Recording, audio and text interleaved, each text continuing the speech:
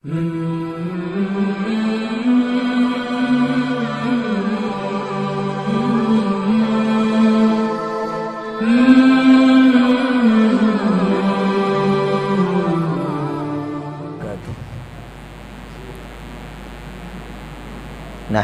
ونصلي على رسوله الكريم اما بعد وننزل من القرآن ما هو شفاء صدق اللہ العظیم۔ تمام تعریفیں اس پاک پروردگار عالم کے لیے جس نے اپنے کلام کے اندر روحانی اور جسمانی بیماریوں کے لیے شفا رکھی ہے۔ درود و سلام و آقا مدنی سرکار دو عالم حضرت محمد الرسول اللہ صلی اللہ علیہ وسلم کی ذات پر، جن کے ذریعے سے اللہ تبارک و تعالیٰ نے ہمیں قرآن مجید کی ظاہری اور باطنی فوائد سے مطلع فرمایا۔ حضرات گرام قدر و امت مسلمہ کے نوجوانوں،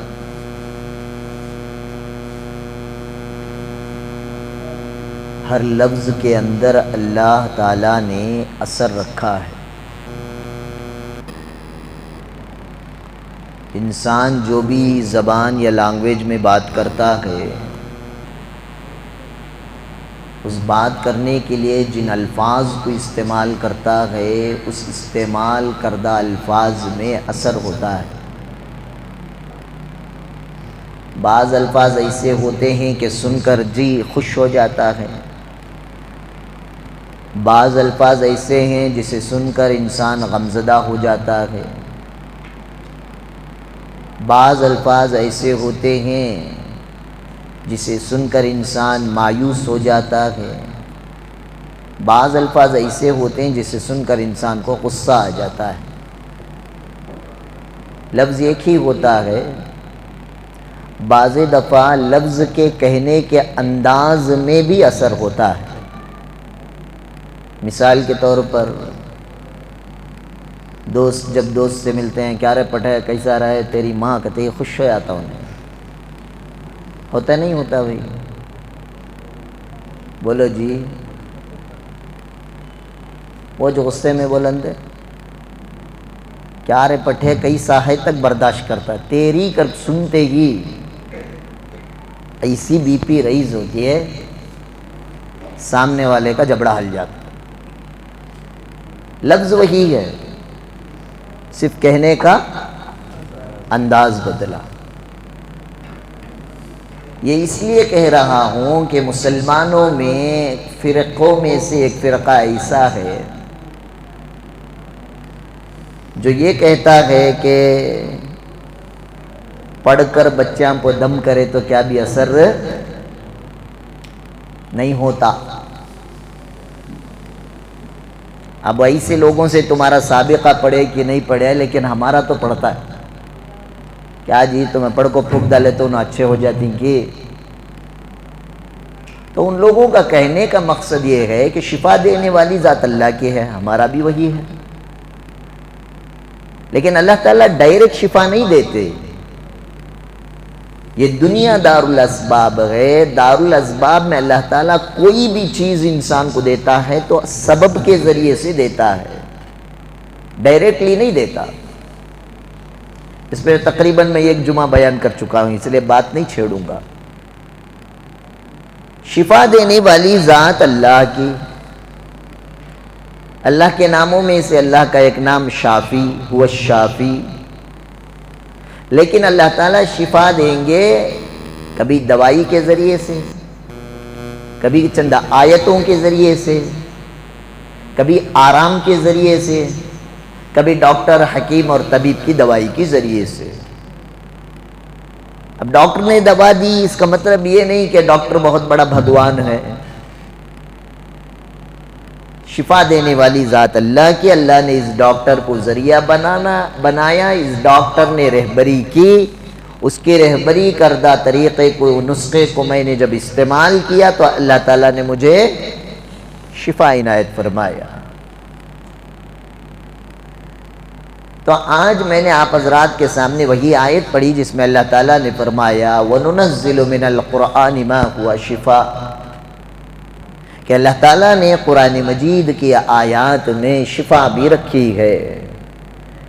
شیخ الحدیث حضرت مولانا زکریا صاحب رحمۃ اللہ علیہ نے اپنے فضائل اعمال میں، فضائل قرآن میں بہت ساری فضیلتیں قرآن مجید کے بیان فرمائی۔ اس میں سے بیان فرمایا کہ اگر کسی آدمی کو کوئی بیماری پکڑ لے، اس کا علاج معلوم نہ ہو رہا ہو، تو بسم اللہ کی ملاوٹ کے ساتھ سورہ فاتحہ کو 7 مرتبہ اگر پڑھ کر دم کریں گے تو بیمار کو اللہ تعالیٰ شفا عنایت فرمائے گے۔ اس لیے آپ لوگوں کو مولوی صاحبوں کے چکر میں آنے کی ضرورت نہیں، آپ کو خود اللہ تعالیٰ نے نبی کے ذریعے سے یہ عمل بتایا ہے۔ پڑھنا کیسا ہے؟ ہم لوگ پڑھتے کیا ہیں؟ بسم اللہ الرحمن الرحیم الحمدللہ رب العالمین پڑھتے ہیں۔ الرحیم پر جب ٹھہراتے ہیں تو پڑھیں گے الحمدللہ۔ بسم اللہ کو اگر ملا کر پڑھیں گے تو پڑھیں گے بسم اللہ الرحمن الرحیم الحمدللہ رب العالمین۔ سمجھ میں آ گیا؟ الف لام نہیں پڑھیں گے، حمزہ لام نہیں پڑھیں گے، میم لام زیر مل، بسم اللہ الرحمن الرحیم الحمدللہ رب العالمین۔ اس طرح سے 7 مرتبہ اگر آپ نے پڑھ کر کسی بھی بیمار کو، کوئی بھی بیماری ہو، آپ اگر دم کر دیں گے تو اللہ تعالیٰ اس سورہ فاتحہ کے 7 مرتبہ پڑھنے کی برکت سے اس بیمار کو اللہ تعالیٰ بیماری سے شفا عطا فرمائے گے۔ اس لیے کہ عامتاً لوگ پریشان رہتے ہیں، بچے جب چھوٹے رہتے ہیں تو بچے کے ستانے کو لے کر پریشان رہتے ہیں۔ بہت سارے ماں باپ آتے ہیں، حضرت بچہ بہت ضد کر رہا ہے، کھانا نہیں کھاتا۔ اچھا، ماں باپ کی سب سے بڑی پریشانی کیا؟ بچہ کھایا تو بھی پریشان، کیا آج کھا لیا بھائی، نہیں کھایا تو بھی پریشان، 1 سے 2 بار موشن کر لیا تو بھی پریشان، نہیں کریا تو بھی ڈائپر ہٹا ہٹا دیکھتے رہتی۔ یہ محبت ہوتی ہے، یہ سب انسان کی زندگی میں ایک روٹین ہے، آتا جاتا رہتا ہے۔ ماں باپ کیا سوچتی ہیں تو ہمیں بڑے جیسے پلے جا رہی، بچے بھی ایسا پلے جانا۔ میں ایسے ماں باپ کو ایک مثال دیتا ہوں، ماں کے قدموں کے نیچے جنت یوں ہی نہیں آ جاتی۔ باپ کو اللہ نے جنت کا دروازہ یوں ہی قرار نہیں دے دیا، بڑی قربانیاں دینی پڑتی ہیں اولاد کے لیے، تب جا کر اللہ تعالیٰ یہ مقام عنایت فرماتا ہے۔ اسی لیے اللہ نے فرمایا انما اموالکم و اولادکم فتنہ، اللہ تعالیٰ نے تمہیں مال اور جو اولادیں دی ہیں یہ تمہاری آزمائش کے لیے دی ہیں۔ اللہ آزما کر دیکھتا ہے، دیکھو رات میں بچہ ستائے تین فجر کو اٹھتا ہے کہ نہیں، آج دے تو مال فل کمائی، دیکھیں گے میری انہیں کتنی اطاعت کرتا ہے، کل 1 روپے کا بھی بھونی بھی ہونے دیتا نہیں، دیکھیں گے تب انہیں میری کتنا شکر ادا کرتا ہے یا ناشکری کرتا ہے۔ تو یہ ساری چیزیں انسان کی زندگی میں، بیماری کا آنا، صحت کا آنا، اچھائی کا آنا، دکھ کا آنا، غم کا آنا، یہ سب اللہ تعالیٰ نے طے کر رکھا ہے۔ تو اللہ تعالیٰ نے فرمایا کہ اللہ نے قرآن کے ہر آیت کے اندر اللہ نے اثر رکھا ہے، جب اسے بیمار پر دم کیا جاتا ہے تو شفا ملتی ہے۔ میرے استاد محترم حضرت مولانا سید انظر شاہ کشمیری رحمۃ اللہ علیہ، اللہ تعالیٰ حضرت کی قبر کو نور سے منور فرمائے، حضرت فرمایا کرتے تھے بیٹا قرآن کے الف سے لے کر یا تک کے ہر حرف کے اندر اللہ تبارک و تعالیٰ نے اثر رکھا ہے۔ اگر کوئی تمہیں یہ کہے کہ قرآن پڑھ کر دم کرنے سے بیماری دور نہیں ہوتی تو ایسے آدمی کا گریبان پکڑ کر اسے ماں کی گالی دے کر دیکھو۔ جب تیری ماں کی گالی کا اثر اس کی ذات پر پڑتا ہے تو کیا خدا کے کلام کا اثر بیمار پر نہیں پڑتا؟ اللہ نے ہر لفظ کے اندر اثر رکھا ہے۔ حضرت پیر ذوالفقار احمد نقشبندی دامت برکاتہم عالیہ، اللہ تعالیٰ حضرت کو صحت و تندرستی عطا فرمائے، اللہ تعالیٰ انہیں شفاء کاملہ عطا فرمائے۔ حضرت بہت بیمار چل رہے ہیں، ابھی ملیشیا کے اندر نقشبندیہ سلسلہ کا ایک اجتماع تھا، حضرت اس میں تشریف لائے تھے، کافی کمزور ہو گئے ہیں، دعا فرمائیں کہ اللہ ایسے بزرگوں کا سایہ ہمارے سروں پر تا دیر قائم و دائم فرمائے۔ حضرت نے اپنے خطبات ذوالفقار کے اندر ایک بڑا عجیب واقعہ جو حال ہی کا ہے، پاکستان کا پڑوسی ملک کا ایک واقعہ لکھا ہے۔ پڑوسی ملک کے اندر ایک علاقہ ہے سندھ۔ یہ الگ بات ہے کہ ہم ہندوستانی اپنے نیشنل اینتھم کے اندر سندھ کو ہندوستان میں گناتے ہیں، پنجاب، سندھ، گجرات، مراٹھا، جبکہ سندھ ہندوستان میں نہیں ہے، سندھ پاکستان کے علاقے کا ایک علاقہ ہے۔ وہاں کا ایک واقعہ لکھا ہے حضرت پیر صاحب دامت برکات عالیہ نے کہ وہاں پر ایک غیر مسلم گھرانہ تھا۔ ایک دن شوہر کی طبیعت خراب ہوئی، بیوی لے کر سندھ کے ہاسپٹل میں پہنچی تو ڈاکٹر نے کہہ دیا کہ تمہارے شوہر کو بلڈ کینسر ہے۔ آج کل کینسر کی وبا زیادہ ہے، اللہ تعالیٰ اس مہلک بیماری سے ساری امت کی حفاظت فرمائے۔ کم عمر تھی، 30 پر 9 40 سال کا نوجوان، بیوی بھی جوان تھی، پریشان ہوئی، چھوٹے چھوٹے بچے تھے، لے کر آئی، 1 سے 2 4 جگہ پر اس کو دکھایا گیا۔ ڈاکٹر نے کہہ دیا کہ بالکل آخری سٹیج ہے، بچنے کے کوئی چانسز نہیں ہے، جتنے دن اس کو تم خوش رکھ سکتے ہو اپنے گھر میں لے جا کر رکھنا۔ بیوی گھر لائی، لانے کے بعد شوہر کو بستر پر بٹھائی، میاں بیوی کے اندر بے انتہا محبت تھی۔ شوہر نے کہا کہ بیگم میری اور آپ کی چند دنوں کی زندگی ہے، اس کے بعد میں اس دنیا کو چھوڑ کر چلا جاؤں گا، لیکن میں تم سے بہت محبت کرتا ہوں اور مجھے بھی معلوم ہے کہ تم بھی مجھ سے بہت محبت کرتی ہو، لیکن ایک میری گزارش ہے، میرے مرنے کے بعد تم شادی کسی اور سے کر لینا تاکہ تمہاری زندگی میرے غم کے اندر نہ گزرے۔ تو بیوی نے کہا کہ نہیں، ایسا ہونے کا نہیں، میں تو شادی تو کرنا دور کی بات ہے، میرا تو یقین نہیں ہو رہا ہے کہ آپ انتقال کریں گے۔ میں پرارتھنا کروں گی، میں وندنا کروں گی، میں دعا کروں گی، میں جس دربار کے چاہے چوکھٹ پر جاؤں گی، لیکن تمہارے لیے میں شفا کی بھیک اور دعائیں کرتی رہوں گی۔ ایک دن بیٹھا کر شوہر سے بیوی نے کہا کہ دیکھو، ایک پانی کا بوتل لائی، رکھ کر بولا میں اس میں کچھ پڑھ کر دم کروں گی، تمہیں روزانہ اسی پانی کو پینا ہے۔ رے با جو رے باہر، روزانہ اسی پانی کو پینا ہے، لیکن وعدہ کرو کہ اگر تمہیں بیماری سے نجات مل گئی تو میں جو بولوں گی وہ تمہیں کرنا پڑے گا۔ شوہر نے وعدہ کر لیا، ہاں اگر میں اچھا ہو گیا جو تم بولو گی میں اسے مانوں گا۔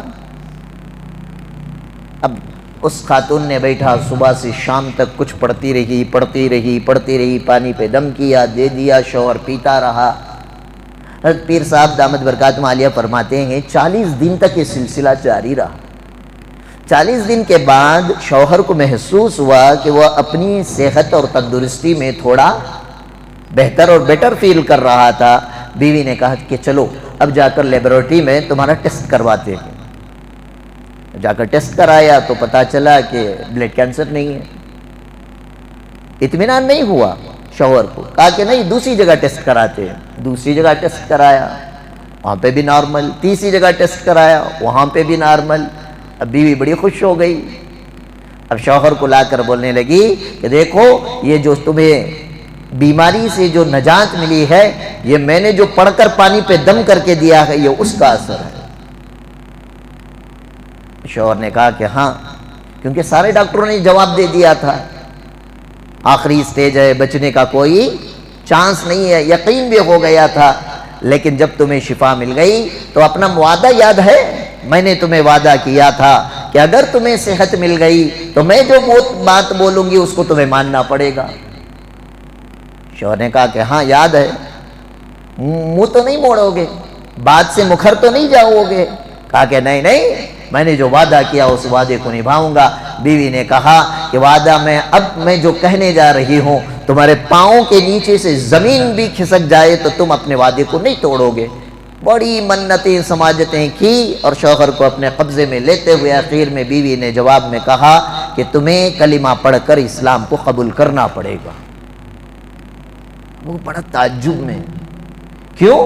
یہ ایک مندر کے پجاری کی بیٹی سے نکاح کیا تھا، اور اس کا باپ ہندو مذہب کی تبلیغ کرنے والا، پڑوسی ملک تو مسلمانوں کا ملک ہے، وہاں پر اقلیت مائنورٹی میں مسلمان رہتے، غیر مسلم رہتے ہیں، وہ اپنے مذہب کا بڑا سے بڑا پجاری جو اپنے قوم کے لوگوں کو اپنے مذہب پر قائم رکھنے کے لیے دائی بن کر محنت کرنے والا، اور اس کی بیٹی کہہ رہی ہے کہ میں مسلمان بن جاؤں۔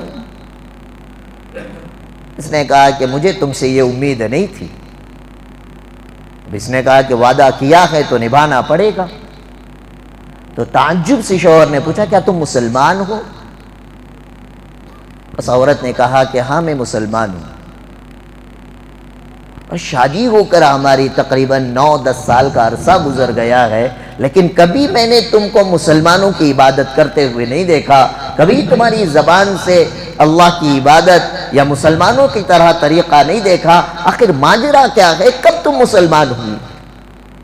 تب اس عورت نے اپنی ساری زندگی کی روداد سنائی، کہنے لگی کہ میں جب بچی تھی میری ایک کلاس فیلو تھی، میری ایک سہیلی تھی، ہم پرائمری سے لے کر کالج تک ایک ساتھ زندگی گزارے، ایک سال ایک ہی کلاس میں جاتے، ایک ہی کالج ایک ہی اسکول میں ہم نے پڑھائی کی، اور جب میں 3rd اور 4th اسٹینڈرڈ کی ہوئی وہ سہیلی کے گھر میں روزانہ ٹیوشن کے لیے جایا کرتی تھی، اور ہم دونوں بیٹھ کر اپنا ہوم ورک کمپلیٹ کرتے، پڑھائی کرنے کے بعد وہ شام کے وقت میں میری جو سہیلی تھی اس کی ماں کے پاس محلے کے بچے قرآن پڑھنے کے لیے آتے تھے۔ جب میری سہیلی کا پورا ہوم ورک ہو جاتا، پڑھ کر ہو جاتا، تو میں آنٹی سے کہتی آنٹی تھوڑی دیر آپ بچی کو بھیجے، میں اور آپ کی بچی مل کر کھیلیں گے۔ تو ان کی ماں کہتی بیٹا دنیا کی تعلیم تو ہو گئی، اب خدا کی تعلیم باقی ہے، قرآن پڑھ لینے دو، یہ جیسے ہی جلدی قرآن پڑھ لے گی اس کے بعد میں اس کی چھٹی کر دوں گی، تم دونوں مل کر کھیل لینا۔ اب وہ جو سہیلی تھی غیر مسلم تھی، ہندو گھر کی تھی، پڑوس کی بچی تھی، اب یہ فرینڈ کے ساتھ بیٹھتی، یہ بھی دیکھتے الف با تا سا پڑھا جا رہا ہے، سلمہ رزقہ جربہ عملہ مردہ پڑھا جا رہا ہے، یہ بھی بیٹھ کر اس کے ساتھ پڑھتی گئی۔ اللہ تعالیٰ نے ذہین اچھا دیا تھا، وہ جیسے قرآن یاد کرتی گئی یہ پنڈت کی بیٹی بھی قرآن یاد کرتی گئی، اور سناتے سناتے ایک دن مسلم بچی نے غلطی کی تو یہ پنڈت کی بیٹی نے اس کی غلطی کو سدھارا، ایسا نہیں ہے، ایسا ہے۔ جب مسلمان بچی کی ماں نے جب سنا تجھے قرآن پڑھنا آتا ہے؟ ہاں آنٹی میں روزانہ بیٹھ کر اس کے ساتھ مجھے جو کچھ یاد کرتی ہے میں اسکول کا بھی یاد کرتی ہوں، اور یہ بھی میں نے کتاب پڑھی ہے۔ یہ کون سی کتاب ہے؟ فرمایا گیا کہ یہ عربی زبان ہے اور یہ اللہ کی کتاب ہے، اسے قرآن مقدس کہا جاتا ہے۔ بچی نے اپنی خواہش کا اظہار کیا کہ 15-20 منٹ کی تو بات ہے، ہم جو کچھ بھی پڑھتے ہیں ساتھ پڑھتے ہیں، اگر یہ اس کتاب کو پڑھ کر آگے چلے گئی تو میں اس سبجیکٹ کے اندر پیچھے رہ جاؤں گی، اس لیے میں بھی تمہاری بچی کے ساتھ بیٹھ کر قرآن پڑھوں گی۔ فرمایا گیا 4 سال کی مدت میں جیسے مسلمان بچی کا قرآن کمپلیٹ ہوا، یہ پنڈت کی بیٹی کا بھی قرآن کمپلیٹ ہو گیا۔ کمپلیٹ ہونے کے بعد یہ روزے کے بارے میں بچی سیکھتی گئی، نماز کے بارے میں، ذکر کے بارے میں، تلاوت کے بارے میں سیکھتی گئی۔ اس کے شوق کو دیکھ کر وہ قرآن پڑھانے والی آپا نے کہا کہ تم مسلمان کیوں نہیں ہو جاتی؟ کہنے لگی کہ مسلمان ہونے کے لیے کیا کرنا ہے؟ شہادتین پڑھایا، کلمہ پڑھ کر وہ مسلمان ہو گئی، لیکن ہوتے ہی رونے لگی، کہنے لگی آنٹی میں یہاں تو مسلمان ہوں، اپنے گھر میں جا کر میں اپنے اسلام کا اظہار نہیں کر سکتی ہوں، آپ کے قرآن کی تلاوت نہیں کر سکتی ہوں، اس لیے بس روزانہ میں مغرب کے بعد آپ کے گھر پر آ جایا کروں گی، اس قرآن کے کچھ اوراق روز پڑھ لیا کروں گی، اس لیے کہ جب میں یہ پڑھتی ہوں میرے دل کو بڑا سکون ملتا ہے، جس دن مجھے اسے تلاوت نہیں کرتی میری زندگی کے اندر بے چینی بے سکونی رہتی ہے، اس لیے روزانہ آیا کروں گی۔ وہ دل سے مسلمان ہو گئی،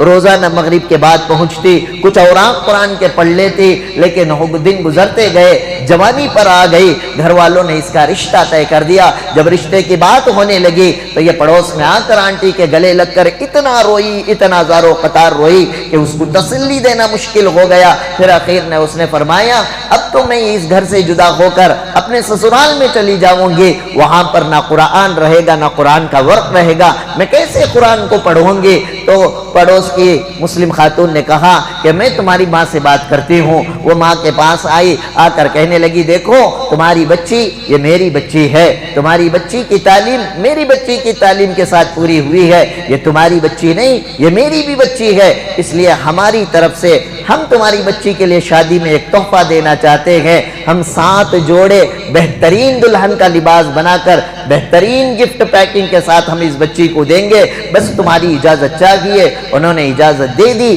اب یہ آئے، بہترین قسم کے سوٹ تیار کروائے، بہترین لباس تیار کروانے کے بعد وہ 7 جوڑوں کپڑوں کے درمیان یہ قرآن مجید کا نسخہ رکھ کر اس بچی کو بلا کر کہا کہ دیکھو یہ گفٹ پیکنگ ہم اتنی خوبصورت بنائیں گے اور تمہارے ماں باپ کو بھی کہہ دیں گے یہ اتنا خوبصورت ہے، انہیں دلہا دلہن کو بیٹھ کر اپنے گھر میں کھولنے کی اجازت دی جائے، تم نہ کھولو، اور اس کے درمیان میں ہم قرآن بھی رکھ دیں گے اور تم اس کو لے جا کر اپنے سسرال میں سب سے پہلے اسے کھول کر اس قرآن کو کسی ایسی جگہ پر رکھ دینا کہ جس تک تمہارے شوہر کی رسائی نہ ہو۔ بات ہو گئی، آئے اور آ کر کہہ دیا اور 7 جوڑے کپڑے تیار کیے، تحفہ بنایا گیا اور لا کر پیش کرتے ہوئے فرمایا کہ یہ ہماری بچی کے لیے ہماری جانب سے تحفہ ہے، لیکن گزارش یہ ہے کہ اس کو یہاں پر نہ کھولا جائے۔ یہ اتنے بہترین خوبصورت پیکنگ اس لیے کرائی تاکہ دلہا اور دلہن بیٹھ کر اس پیکنگ کو کھولتے ہوئے وہ بھی خوش ہو جائیں۔ ماں باپ نے منظوری دے دی، اب وہ لے کر اپنے سسرال میں چلی گئی اور جانے کے بعد وہاں پر قرآن کو اٹھا کر اس نے چھپا دیا۔ یہ ساری کارگزاری اپنے شوہر کو سنا رہی ہے اور کہنے لگی میاں جی جب آپ دفتر میں چلے جاتے میں روزانہ قرآن کو اٹھاتی اور قرآن کو پڑھتی اور روتی گڑ گڑاتی اور اپنے ایمان کو چھپاتی رہی، اللہ سے کہتی رہی اللہ میں مجبور ہوں تیری عبادت دکھا کر نہیں کر سکتی، چوری چھپی جو میں کر رہی ہوں تو اس کو قبول فرما اور اس قرآن کی بدولت میرے شوہر کو ایمان کی ہدایت نصیب فرما۔ یہ دعا میں مستقل کرتی رہی۔ اللہ تبارک و تعالیٰ نے جب تمہیں بیماری میں ملوث کر دیا، میں پریشان تھی، ہاں جب میں نے قرآن پڑھ رہی تھی اس وقت اس قرآن پڑھانے والی میری آنٹی نے مجھے نسخہ بتایا تھا، جب بھی کوئی آدمی بیمار ہو جائے اس کو 7 مرتبہ سورہ فاتحہ پڑھ کر دم کر دینا، اگر کوئی مہلک بیماری میں یعنی ایسی بیماری میں مبتلا ہو گیا جس کی کوئی دوا نہیں ہے تو ایسے انسان کے لیے پانی میں 113 یا 313 مرتبہ علم نشرح لک صدرک کا سورہ پڑھ کر پانی پر دم کر کر پلا دینا، وہ جتنی بڑی بیماری کیوں نہ ہو اللہ تبارک و تعالیٰ اسے شفا دے دیں گے۔ جب ڈاکٹروں نے تمہارے لیے کہہ دیا کہ تمہارے بچنے کے کوئی چانسز نہیں تو میں نے پانی لی اور 313 مرتبہ علم نشرح پڑھ کر پانی پر دم کر دیا، اس کے بعد روزانہ 113 مرتبہ میں علم نشرح پڑھ کر پانی پر دم کر کے دیتی چلی گئی۔ اللہ تعالیٰ نے جو قرآن میں فرمایا ہم نے اس کی ہر آیت کے اندر شفا رکھا ہے، اسی علم نشرح کا اثر یہ ہوا کہ اللہ تعالیٰ نے تمہیں بلڈ کینسر کی بیماری سے نجات دے دیا، اور یہ میرے ایمان کی بدولت میرے قرآن کی بدولت اللہ تعالیٰ نے تمہیں شفا عطا فرمائی ہے۔ اب تم اپنا وعدہ پورا کرو، تم بھی کلمہ پڑھ کر ایمان میں داخل ہو جاؤ۔ شوہر نے جب یہ ساری کارگزاری سنی وہ بھی کلمہ پڑھ کر ایمان کے اندر داخل ہو گیا۔ خلاصہ کلام یہ ہے یہ قرآن محض ہمیں تعویذ پلیتوں کے لیے نہیں، شادی میں دینے کے لیے نہیں، اپنے گھروں کی سجاوٹ کے لیے اللہ تعالیٰ نے قرآن نہیں دیا ہے۔ جب اس کی ایک آیت پر ایک آیت پر اگر یقین کامل کے ساتھ ایک سورت کے اوپر یقین کامل کے ساتھ اگر کوئی آدمی اس کو تسبیح کے ساتھ پڑھتا ہے، شفا ہے سمجھ کر پڑھتا ہے تو اللہ تبارک و تعالیٰ وہ جیسی بھی بیماری ہو، لا علاج بیماری ہو، ہلاک کرنے والی بیماری ہو، اللہ تبارک و تعالیٰ اس قرآن کے ذریعے سے اسے شفا نصیب فرماتے ہیں۔ اللہ تبارک و تعالیٰ سے دعا ہے اللہ تبارک و تعالیٰ مجھے اور آپ کو قرآن مجید کو یقین کامل کے ساتھ پڑھتے ہوئے اس کے حقوق کی ادائیگی کہ اللہ ہم سب کو توفیق عطا فرمائے۔ سبحان اللہ و بحمدہ، سبحان اللہ و بحمدہ، واشہد ان لا الہ الا انت، استغفرک و اتوب الیک۔